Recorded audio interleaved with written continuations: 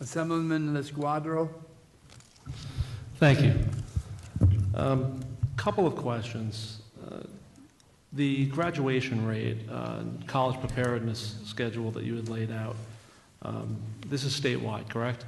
Mm-hmm. If we start to break out New York City, the Big Five, Big Ten, I think we start to see different patterns.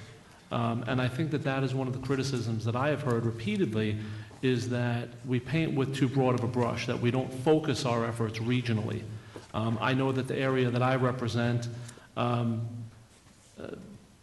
the most part, has local shares towards education in excess of 90%. Taxpayers are just maxed out. So what this does is it forces a reduction in offerings, even in the quote-unquote better districts, and we see an overall drop in preparedness and readiness, even in the districts that we would expect to see continued success from. I think we need to really start applying a scalpel instead of a hatchet when we look at how we are targeting these reforms and look at them on a much more regional basis. One of the areas that you had mentioned was the Common Core standards, and you talked about developing them. Have those standards been fully released to the schools? And when were they released, and when are the schools expected to implement them? Yes, so they've been developed. They were developed beginning, I think, 3 years ago. The regents adopted them in January of 2011 in final form, although they committed to the adoption in the spring of 2010. And that's when the national version of the Common Core standards were adopted. Then we gathered educators from around New York State to make suggestions for some limited additions to the Common Core standards. Those were ultimately adopted by the regents in January of 2011. The expectation for this school year, the 2011-12 school year, is that every teacher in every classroom will do at least one Common Core aligned unit each semester. And then next year, in 2012-13, will be the first year of full implementation of the Common Core. And when was that, or has that information been fully released to the teachers who are developing the curriculum? And if so, when was it fully released to them? Because that is a concern that I've been hearing on a regular basis. Yeah. So the Common Core standards have been public since probably winter to 2010. Again, adopted by the board in spring 2010 initially. The additional standards were published in winter 2011. And so schools have had those standards to work with in their curriculum development. We also, through Race to the Top, have funded 700 professional development staff in network teams to support schools in the implementation, working largely through the BOCES, to support schools in implementation of the Common Core, and launched a website called Engage New York, engageny.org, that has a series of professional development videos around the 12 shifts in instruction that are required for the Common Core that we developed in partnership with the authors of the Common Core and public television. And so we've tried to make a lot of resources available, and as we roll out the rest of the Race to the Top funded projects between now and 2014, we'll make additional materials available, including curriculum modules that cover the entirety of K through 12 in English language arts and math. The reason I bring this up in a budget hearing is it relates to monies that are available to properly prepare students as they go into those college careers.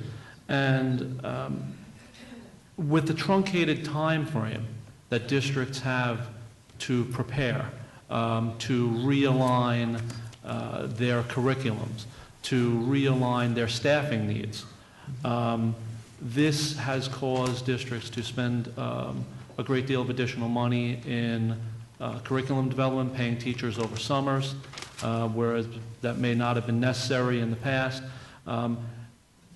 Getting this information out to the districts in a timely manner, giving them time to prepare for these changes, I think is something that is imperative, especially given the limited resources that they have. To the point of evaluations, obviously we have ELA and math.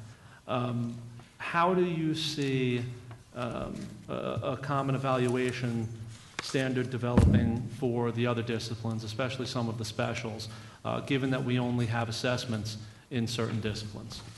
So in the topics where we do not have a state assessment, the methodology for measuring student growth will be something called student learning objectives, which are in use in a variety of districts and states around the country, have been for some time.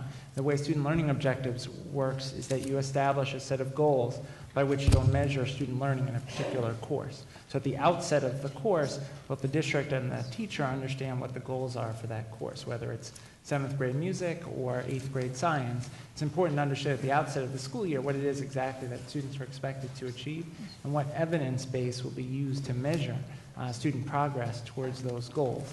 But it's important to note that those student learning objectives are just a portion of the evaluation system. The evaluation system also builds in observations of the teacher by the administrator, potentially as a local option, observations of the teacher by peers or by independent observers. Student feedback is an option for the evaluation system. So there are a variety of measures. It's a multiple measure system.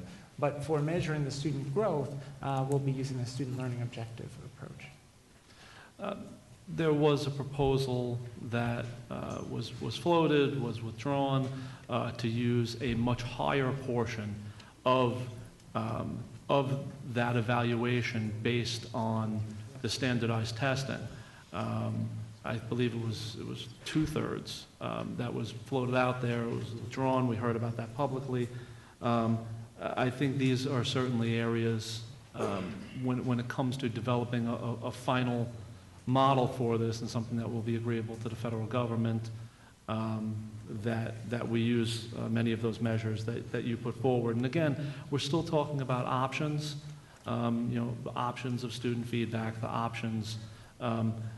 Again, timeliness is important here, giving districts, giving the system an amount of time to adjust to this, so we're not scrambling to train the trainers, to train the evaluators, to put something in place in very short order. Inevitably, the costs are much higher to do things in that type of situation. So timeliness will be a factor here. And just a final thought, as the senator said, we do realize that many of these factors that we face are societal problems. And we need to treat this holistically, and education has to be something that is much more of a priority in our culture. There is only so much that we can do once we have the students. Much of that does have to start at home, so we thank you for all of your hard work, and thank you for answering our questions today. Thanks.